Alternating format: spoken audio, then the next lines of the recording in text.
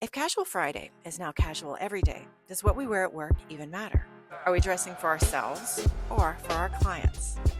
Hello, I'm your host, Susana Gibb, and today I'm joined by stylist Sharon Stone to talk about confidence, impression making, and styling some big name people like Sarah Jessica Parker, Aretha Franklin, and Ziggy Marley, and whether our clients, our other BNI members, are judging how we show up to a meeting can reflect on how we might show up for their referral. I hope you enjoy. And a quick word about our sponsor, Gibb Insurance Services. Referring an independent agent means your clients get choices. We shop multiple carriers, compare coverages, and move them when needed so they're always protected and always taken care of. And we always make you look like a rock star. Thank you so much for referring us. And now, on with the show. All right. On this season of the Susana Gibb Show, we're talking about how we show up, the impressions that we make on people, how we feel about how we show up. And so clothing is such a big part of it.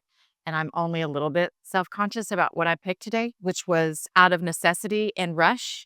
And I have a stylist on the show with me today. So I was immediately like, oh, and I hope I'm all put together. But this is the amazing Sharon Stone. She is with S2, the agency. Did I say it right? Style agency. Style agency. So tell us a little bit about how you got started being this style maven. Well, I mean, it was definitely from my childhood. I've always been a fashion gal. I come from a family of fashion folks. My grandfather was in a women's had a women's ready-to-wear store with his brothers back in the 50s and the 60s and 70s. He was in downtown Dallas. And my father was in the textile industry in furniture. And my mom was just, she was a mom until later in life. She had a designer resale boutique for 20 years called Champagne Taste, the Rolls Royce of resale boutiques. And I've just always loved fashion, and it's just something that came naturally to me, and I was surrounded by it. And when it came time in college to choose a major, I was in TV production. So I also love the theater.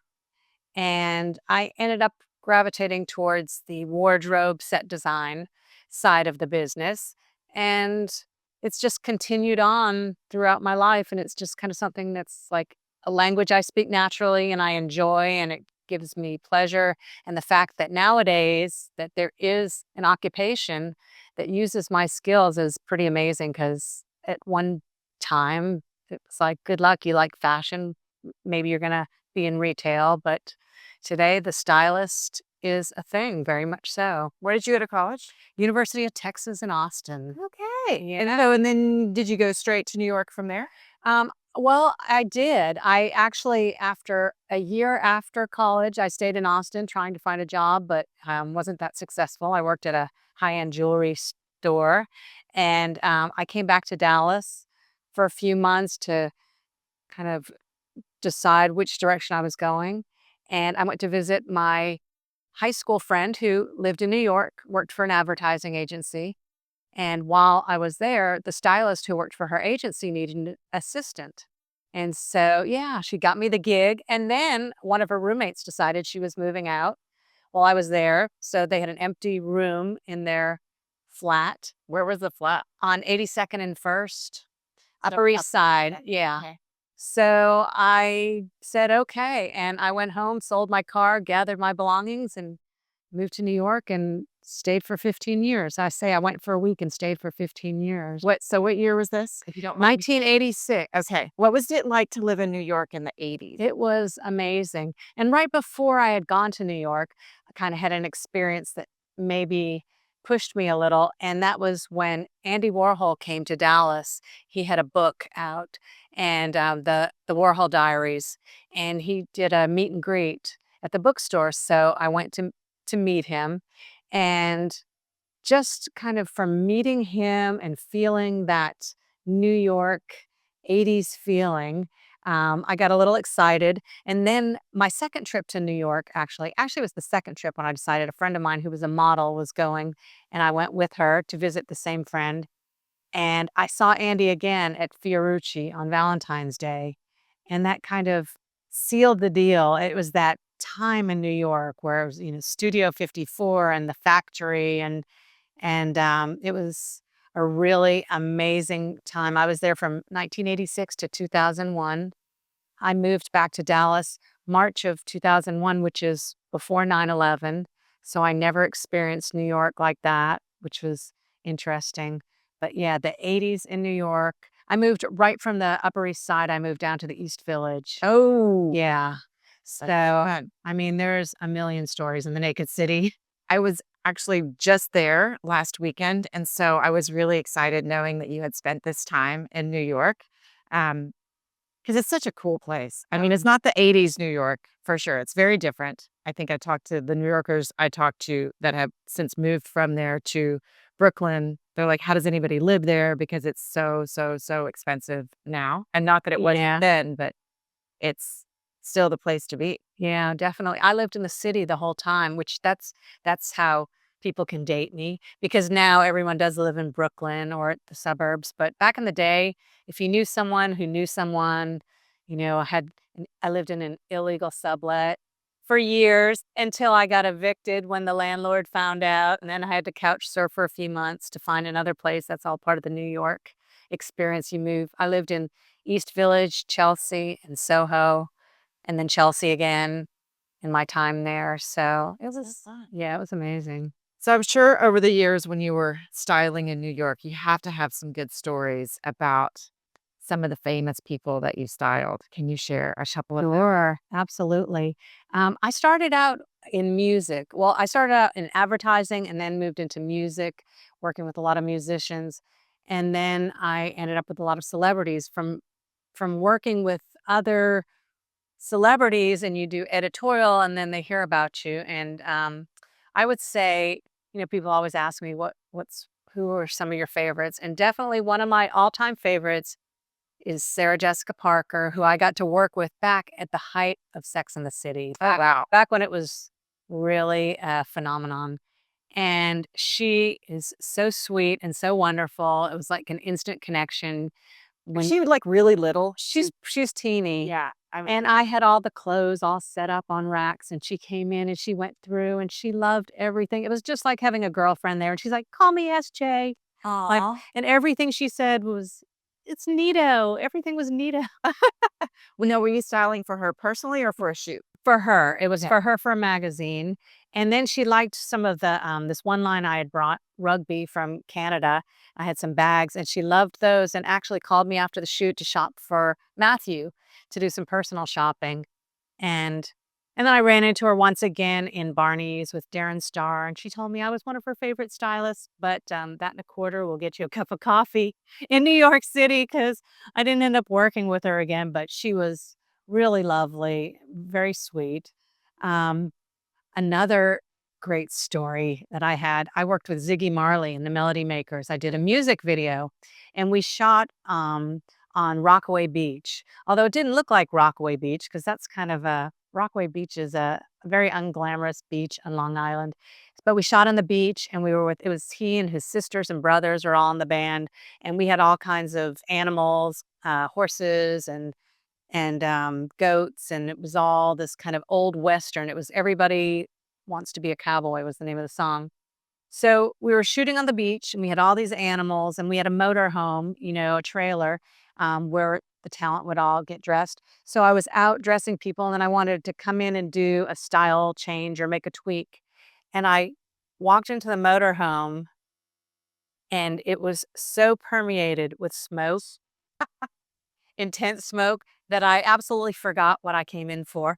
Oh, so it must have been weed smoke. Yeah, to- it was Ziggy Marley. It was the Jamaican, the real deal, and I just got on there, and all of a sudden I just lost every thought I had in my head. Yeah. So that was kind of funny. That's a good excuse for a secondhand high. Oh yeah. Sorry, dude. Oh yeah. Really, Definitely it was an experience. So did you enjoy doing the magazine shoots more than the album shoots, or was there? I enjoy doing both. I mean, videos definitely were, could be a 18, 20-hour day, really intense, lots of work, but always a lot of fun. I worked on a lot of great videos. This one I did for CC and BB Winans. It was called Winans Phase 2. They're gospel, legends. And Samuel L. Jackson was a friend and guest on that shoot. I also had about 100 extras I had to dress in addition to the talent. But it's always fun, you get into the groove, the music's playing, and then we had 100 dancers, and it's really exciting. But by the end of the day, you are just beat. Yeah. Yeah. And then if, as a New York stylist, at the end of the day, that's when they're all going out to the parties and you're meeting and greeting. And you have to do that because if you don't go, then the next person's there. And that's kind of part of the New York stylist cycle. So when you left in 2001, what was the reasoning behind that? Well, I decided in my 14th year, I was there 15, but my 14th year, I decided that while I loved it, I achieved incredible success. I was traveling around the world to all the fashion weeks, and I was an editor at Paper Magazine, and Oh, wow. I just really did well in a very competitive industry, but I just loved what I did. It wasn't like I was out knocking on the doors. It just kind of all happened. And I decided in my 14th year, actually, I had a moment. I was at Fashion Week, and somebody came up and was like, "Oh, hi," and they gave me the mwah, mwah. And all of a sudden I realized, I don't even like you. Like we're not even friends, and like you're not even a very nice person, and we're air kissing, and this is just not really very genuine. So it was a combination of that moment of clarity and missing my family. My mom was getting ready to retire, and I'd been away from the family for 15 years. And every time I'd come back to Dallas, Dallas, you'd have a big space and free refills on your iced tea and great Mexican food. And just it's so much easier and more relaxed. I was just on that wheel that I just couldn't get off. And I was having a great time, but I knew I couldn't do that forever. And I just kind of missed the genuine warmth and family and that kind of thing that for 15 years I was nonstop. Yeah. So It's hard. I think until you go away from Texas, you don't realize how nice people are until you go somewhere else oh yeah, and really appreciate it more. absolutely. These people are so very nice, genuinely nice. Oh, yeah. I remember, one time in New York, I went to my neighborhood grocery store, and when I went to check out, I guess it was shift change, and I just wanted to check out, and the girl was just standing there giving me the attitude just because I wanted to buy some toilet paper or something. And I was just thinking, she was kind of giving me the, you're going to have to wait because it's shift change thing. And I just thought, you come to Dallas, if you're walking by the deli counter at the grocery store, they say, "Is there something you want to try, hun?" Or, everyone's hun and sweetie. Yeah. And in New York, it was such a beat down. Not, I had a lot of friends and then a lot of, faux friends, but Dallas definitely has that warmth that was missing. And I was missing that. So when you came back here, were you personal styling yet, or how did? I was towards the end of New York, along with my commercial styling. I picked up a few clients, and actually, I had one client for about the last 6.5 years, and she was, I don't want to say a socialite. She was a philanthropist. She was a mom. She was an activist. She lived in just, let's see, not south of Houston. She lived on the north side of Houston in a brownstone. She was really fabulous. And she was on the board of the Little Red Schoolhouse, which is a very prominent schoolhouse. And she was, so I became her stylist. And this woman was so fabulous. She would change her drapes and her linens like twice a year and have her walls repainted seasonally. Wow. She was amazing. Her son had this yoga studio that's like the yoga studio that Madonna studies at, kind of thing. Like they were real downtown, um, celebrities in their own right. And I worked with her regularly, weekly, dressing her for all her events. Um, yeah, she was an amazing woman. When I told her I was moving, she was devastated. She was so upset. I think she cried. And for the first year when I moved back, she would call me. I'd be driving down Central and she'd say, um, I'm going for lunch at the St. Regis with my mother-in-law. And remember that outfit? How did I tie that scarf? And I'm like, I'm like trying to remember. At some point, I did have to let her go. But yeah, she was like one of my main clients. And I had another couple like that were one offs, but she was my regular kind of client, which was great. I mean, because working as freelance in the industry, you're always trying to get paid. Yeah. Where's the next paycheck Yeah. coming from too? Yeah. Yeah. So I understand from years of acting, you go and they're like, all right, you're going to be the young mom. I need you to bring these things. They're going to shop at Gap, Banana. What are your sizes and how to create this character, right? The thing that I have a kind of a hard time wrapping my head around is it's probably because I've not had it done, although I'd like to, but having a personal stylist come in, because in my head, I'm like, well, are we still creating a character? What are we trying to achieve? I mean, I understand the philanthropist is like, I need to get dressed for this and buying for somebody, but do you approach it like a character or is there a shift in how you go from like a photo shoot to a personal? Does that make sense? Yeah. No, it definitely is. It is a shift.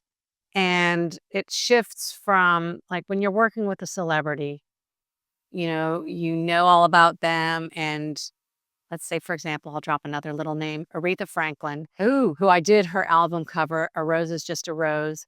And I knew that we were going in the middle of her video that Lauryn Hill was directing, and we were going to have like 15 minutes to stop. I was going to have to jump in and style her for her album cover. So ahead of time what the purpose is. I studied up on, what she was up to and what she was wearing and that kind of thing. So you know exactly what you're up against.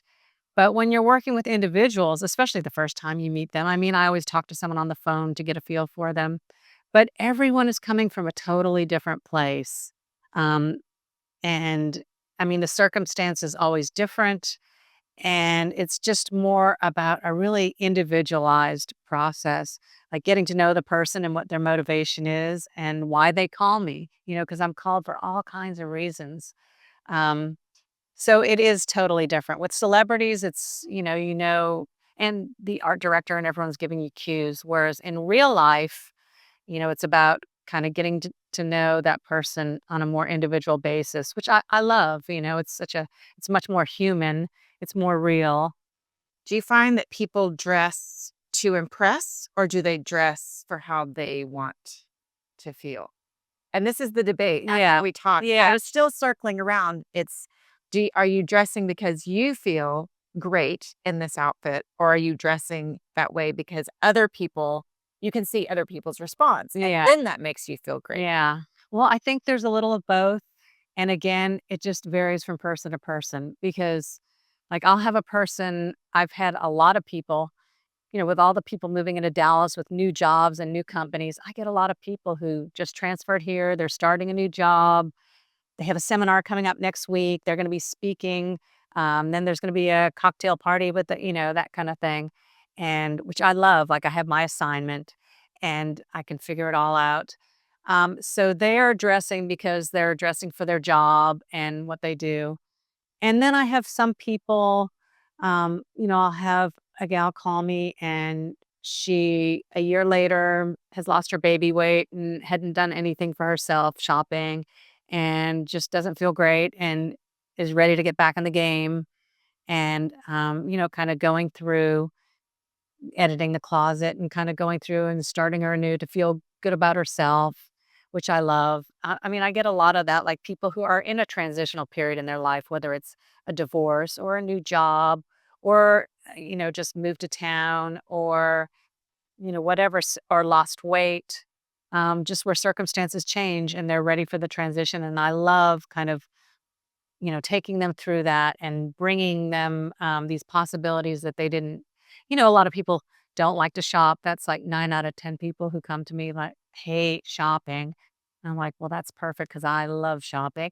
I mean, and I do it all the time. So that's like, you know, giving out candy at the dentist. So, yeah, I mean, everyone, it's like I have so many different types of clients that it's, there's not a one answer fits all. But I do find at the end of the day that no matter whether they're doing it for work, when people look good, then they feel good. And, that's what I love, that moment where they would have never thought of it, or they just hadn't realized how to do it. And then they just feel so good, and just kind of watching that transition.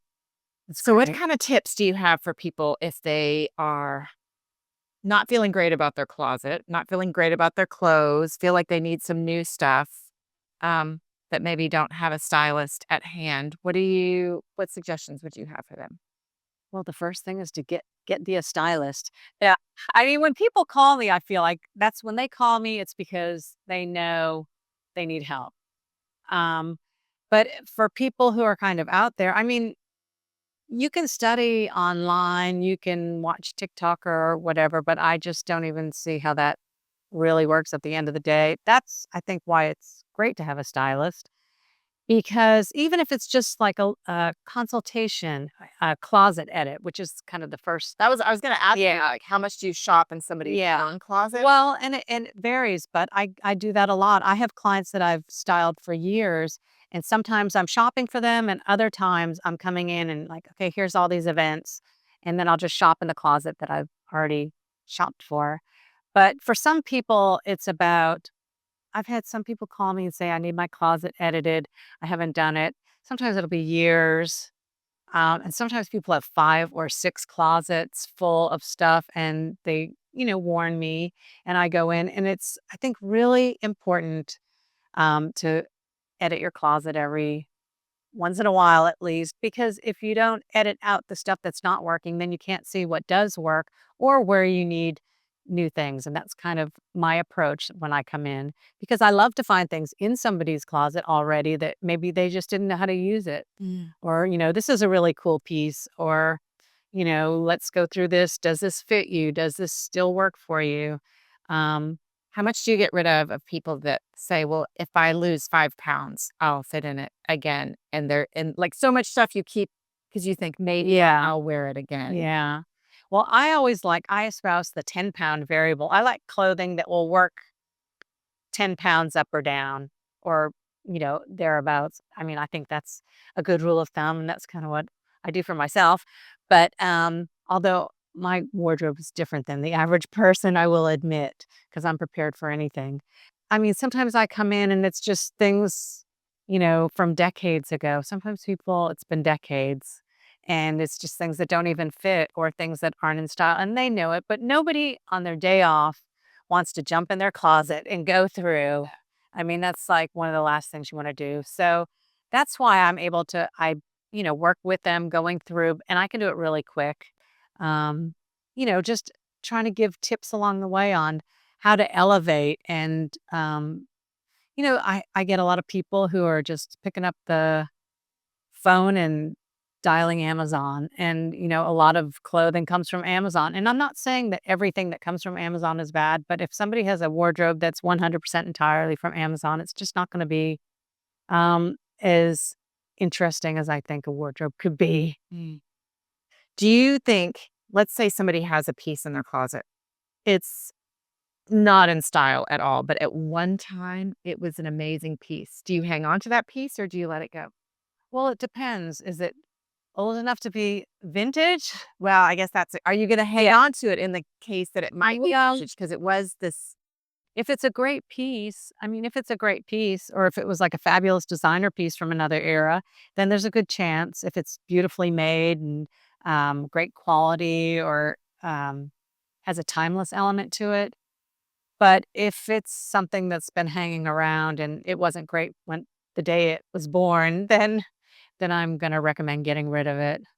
So some of the things, and I'm leading into brand and designer because I think about this. Having been, I would go on set, somebody would put me in clothes that were either like from Target, JCPenney, Gap, whatever. We're creating this persona. I'm not super brand specific. I'm I'm also not a bag person, even though I can appreciate a big bag. But I do know that some people are impressed by bags and they're impressed by brands and design. And there's kind of the salesperson thing. If you're trying to look successful, then you need to dress successful. And there have been times when, based on the person I was going into, I had a nice bag that I made sure to set on the table as I sat down because I'm trying to create this persona. But how do you feel about brands? Like, are brands important or is it important to the person? Well, I think for me, the importance of a brand, and there's brands and then there's designers.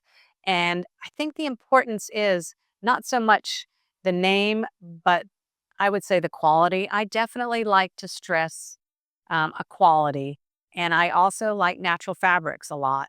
Although there are some times when, another fabric but can be used in a very modern way, but I'm into a quality garment no matter what the price point is. I mean, you can find, some great fashion. Target will do these great collaborations, which I always love, and they're really fun, and it's the price point is great. But I'm into um, something that has some individuality, which that's usually the difference between a designer and a brand per se. Is a designer is where there's a creative at the helm and it's created and there's thought that went into it and there's detail and intricacy, whereas a brand is more of a, mass volume kind of commercial piece per se, which, I mean, Lululemon, I mean, that's an amazing brand, and so many people love Lulu. I know I have to make sure my clients get out of their workout clothes at some point in the day. Although I understand the concept, or people that say they're traveling and they're gonna wear their Lululemon the whole time. I'm like, "No, please don't tell me that." Um, I mean, maybe if you're on a trekking vacation or something, but I do a lot of vacation wardrobes for my clients, and I love getting people dressed up appropriately for the place they're going and making them look great when they're there. So they take their pictures and they're not in the same. But I think I've digressed from the initial question. No, we're still talking about brand and designer because so I'm there in New York City, of course, and I'm thinking about Sex in the City because I'm watching Just Like That, which I just love to see what they're wearing. Yeah. So fun. It is so artistic. And we had seen this vintage store when we were driving somewhere and I was trying to find it. And I said, oh, because I'm there with my daughter, I was like, lead in, it's New York Vintage. So we go there and I can't remember what the name the street is on. We've been trekking around all day in our, our tourist garb and our tennis shoes, and we had gotten our tennis shoes wet, so we went to DSW, and we're carrying our DSW bags, and we get let in to New York Vintage, and the first thing we see is this beautiful Dolce& and Gabbana blazer for $3,000, and then the people were like, "Hi," and we suddenly went, "Oh, I think this is not the vintage store that we thought that we were going in." With our DSW bags, but they were at least gracious. And they knew we weren't supposed to be there, right? We were not dressed for shopping at this beautifully crafted vintage store. Everything in this store was amazing. Yeah. There's pictures of Carrie Bradshaw, not Carrie Bradshaw, but Sarah Jessica Parker in the different wardrobe that they had outfitted her in. And it was a beautiful store. And we enjoyed while we were in there and we flipped some price tags and went, okay, this is amazing. Back away quickly, but it made me think about your mom's store. Yeah. So my mom had this designer resale boutique. She was like the second one in Dallas. Um, it was back in 1982. And I think Clothes Horse Anonymous was the first one, then my mom's, and then Clothes Circuit, which Dallas is really rich in designer resale boutiques. And it was such a great concept. I mean, I was kind of raised on resale and Filene's Basement. I grew up in Boston, so we had Filene's Basement and Loehmann's and all those really great iconic discount retailers. So yeah, I've loved vintage, and I've always loved beautiful high end clothing like the kind you saw in the store, the $3,000 Dolce or the Prada or the Gucci, but definitely, as the name said, champagne taste. not only would I not pay that price, it just wouldn't give me pleasure. So, I that's why I love designer resale. And here in Dallas, I always present that to my clients as a possibility because a lot of times at these resale shops, they'll have new with tags garments, for a fraction of the price. And especially Dallas is a lot more reasonable than New York, of course. And New York has all different levels of vintage, but there definitely are that some boutiques that are more like a museum with their fashion. It's very pricey. And I used to actually sell to some of those vendors, and they do the armory show, and it's all very exciting. But there's all different levels. I mean, the Buffalo exchanges and Crossroads. There's a great chain called Second Street USA. It's a Japanese like version of Buffalo Exchange, and they have them around Dallas and Frisco, and they have them all over the country.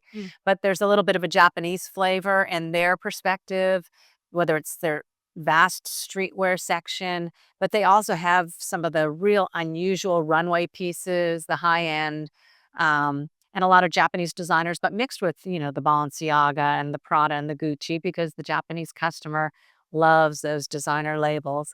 And they have them around here. And you can find great pieces at really amazing prices, which is one reason why one of the 101 reasons why I love to shop whenever I travel anywhere, because you get a feel for what the people in that area are shopping for, because things that we love here, you might go to New York and in their consignment store, they're practically giving it away because nobody in New York would touch it with a 10-foot pole, but it's something that's fabulous in Dallas. So you can really find great deals by shopping in other places that aren't interested in the same items that we like. Interesting. Do you have any online places that you like? Because that's a huge new Yeah. category is the online Oh, yeah, resale. definitely. I mean, Poshmark is a great I resource. couldn't even believe when I got on Poshmark. We tried to list one of my daughter's dresses. She talked me into buying this pricey dress because she was like, "Mom, we'll sell it on Poshmark." Uh-huh. So we listed on Poshmark, but it's a whole ginormous community like Facebook or Instagram of Oh, people yeah. communicating and talking. I got more followers on Poshmark in one day than I've had on Instagram forever. It's a phenomenon for sure. Poshmark is really big. I mean, there's Mercari, which is less. Then there's the Real Real, which is kind of the real high-end um, luxury designer version. There's a few others, Grailed and Vestiaire, which are also real high-end and kind of fabulous. But another great online resource are these Facebook neighborhood groups. Oh, the face Like marketplace. no, it's not marketplace. These are private groups, like in Dallas, like Park City's online yard sale or park, and you have to be invited into the groups. I mean, they have thousands of women in them, but these are, in the areas where these women have all this fabulous fashion and they're posting it. Of course, you have to be really quick because people are following these, and it's furniture, it's clothing, but really, I mean, high-end designer things that people will post at really great prices because they're just kind of doing it casually, and it's a whole community. See, the only thing I know about those groups, aside from Facebook Marketplace, is the buy nothings. Uh-huh. But the group that I'm in is mostly like young moms, so they're giving away things that I'm like diaper bags and Yeah. stuff that I am. But if you look at your neighborhood yard sale, you'll find a group or two. And yeah, it's always a lot of fun. So I buy and sell on there. But yeah, Have you ever thought of doing your own line, or do you like other people, like the artistry of other people's stuff and yeah, curating?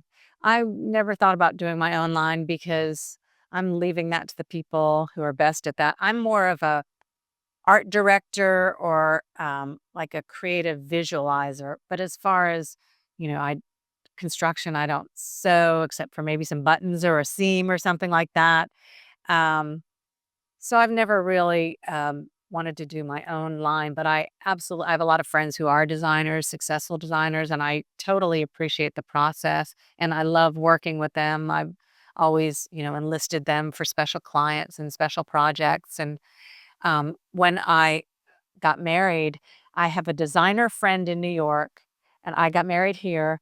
And I had a few vintage gowns. They were like 60s vintage Neiman's. And so I sent him photos of the gowns, and he put together some illustrations, gave me 3 different illustrations of ideas, and we took the 3 different gowns and deconstructed them and then reconstructed it.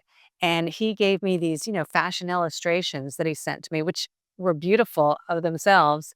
And then I had a tailor here in town who had worked for Neiman's and Korshak for years, like 40 years. And we would FaceTime with the designer, and he would walk her through how to put together the gown. And I mean, just the artistry involved in that. I mean, he works with everyone from J Lo to Blondie to everyone. Um, so to have him put together my wedding gown, that was pretty exciting. But yeah, I mean, that's like next level, and that's the level I appreciate. So I'm not gonna step on anyone's toes in the design industry anytime soon. So if somebody came to you and said, Sharon, I am in sales, kind of business casual, business professional, and I need 1 to 2 pieces to kind of stay on trend, elevate my look, that are going to be kind of showstopper pieces, what would you suggest? Well, first of all, I'd suggest more than 1 to 2 pieces. I like to give options, and what I would like to do in that situation, instead of 1 to 2, maybe do a little capsule of 5 to 6, where we can mix it all up and then have multiple options. But as far as what I would recommend, business casual, I mean, and it's different for women than for men. You have to break it down into that because women have a lot more room for creativity. And I also feel like business casual doesn't have to mean dull or cookie cutter. I like to bring out the individualism of each person because even if they are in that office, working in the office environment, I still feel like they can bring their individuality even in a business casual situation. I mean, that's Style people in jeans for business casual? for that casual Friday. Yeah. Actually, for years, I worked with a large company here in Dallas. The CEO brought me in, and I worked with the CEO and the CFO and the COO and all the upper management. And for the top execs, I would do their wardrobes a couple times a year because they got it as a bonus. Hey, that's a nice perk. Oh yeah, that was great. And then I would come in and I would do talks for, the rest of the group, like in the company, talk about appropriate dressing in the workplace, which was also a way that they could kind of give people advice without teetering on that fine line of telling people how to dress. And I also did the company shirts and that kind of thing, and that was a lot of fun.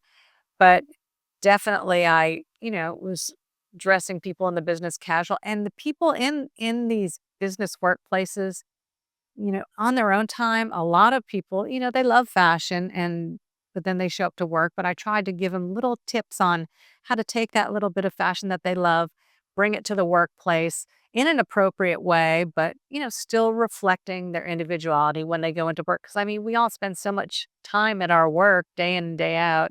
So I feel like fashion is really a great way to bring that with you. Yeah. Well, if people want to find you, how do they find you? Well, I have a website, www.s2, it's the number 2, thestyleagency.com. And I also have, it's the same on my Instagram. Although my Instagram is not as much my straight up fashion, it's more kind of lifestyle, a lot of art, some cute puppies thrown in there, a lot of travel and that kind of thing, things that inspire me. Because I was thinking recently, when I was in New York and working with all these celebrities, they're thrilled to have you post and advertise that you've worked with them and tell everyone. But here in Dallas, when I'm working with individuals, there's a privacy.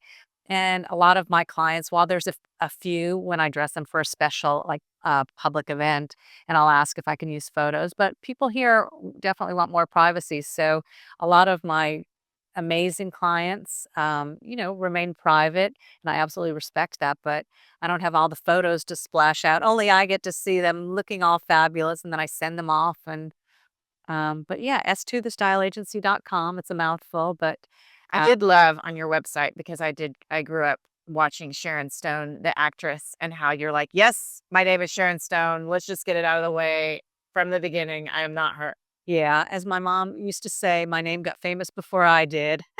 But yeah, it's been interesting, and people remember me. I have to be on my best behavior because definitely Sharon Stone is, it's been a little funny joke in my life, but it's also worked really well with my business. So, Have you ever come in any kind of circle with her? well, I didn't work with her directly, but I was borrowing some clothing for a shoot from, I believe it was Malo Cashmere, and they showed me this one sweater, and it was this beautiful sweater, this pinky, corally, soft cashmere sweater, and they said, "We designed this one for Sharon Stone." She said she wanted a sweater the color of the inside of a conch shell. And it was that, like, pinky orange, which I thought was interesting, and also I'll tell you one more story. I was going to this party, and it was actually, when Madonna did her sex book, and they had it at Industria Studios, which was like a super studio, photography studio. And I was on the list as an editor from Paper Magazine. And I was going with a friend of mine who was incidentally named Susan Anton. And we got to the front and she checked in and I checked in and they said, "Oh, wait a minute, you're not Sharon Stone." I said, "Well, no, I'm not Sharon Stone, the actress. I'm Sharon Stone, the stylist, and I'm here." And they immediately got alarmed, thought I was trying to impersonate Sharon Stone or something. So I said, "Well, that's okay. I'll just go in as her plus one, that not to worry." And as I went in, actually, the security guard got a little aggressive with me and escorted me out because he didn't realize what was going on. And later on, I was written up in Page Six by Michael Musto that Sharon Stone, not the actress, but the stylist, who came to the party and was summarily escorted out. Oh my to a- gosh. Yeah. So that was my Page Six mention when, yeah, accused of impersonating Sharon Stone. I know. You talked about Sharon Stone having that sweater. So, how many of the clothes that we see on celebrities are actually theirs? Like, they're all loaned to them, aren't they? Yeah. Like, they don't have this amazing closet full of clothes. It's not even their clothes. They don't. Although recently I just heard about Sarah Jessica, because there's so much in the news about her again, that every film, every production that she's in, she has it in her contract that she gets to keep all the wardrobe. And she has this amazing archive, which I think she's donating to FIT or Parsons or whatever at some point. But she keeps all her clothes. That's like the rider on her contract, that she gets to keep everything. But everyone else, it's like on loan, and because every designer wants to have their clothing on this person's back. So that's the beauty of working with celebrities. You can walk into Dolce and Gabbana and you're working with Sarah Jessica, and they say, "Take what you want," and yeah, it's that kind of world. Well, Sharon, thank you so much for being with us today. Well, thanks for reaching out to me. It's a pleasure. And that's a wrap on today's conversation with stylist Sharon Stone. I love what she said about it's about feeling good in what you wear, and that quality clothes really do make a difference. If you enjoyed this episode, make sure to follow, subscribe, and share the Susana Gibb Show with a friend or colleague. Thanks so much for being with us. We'll see you next time. Studio space provided by Icarus Productions. Producer Guy Reese edited this episode. Thank you to Katie Townend and Shelby Furr for their constant support.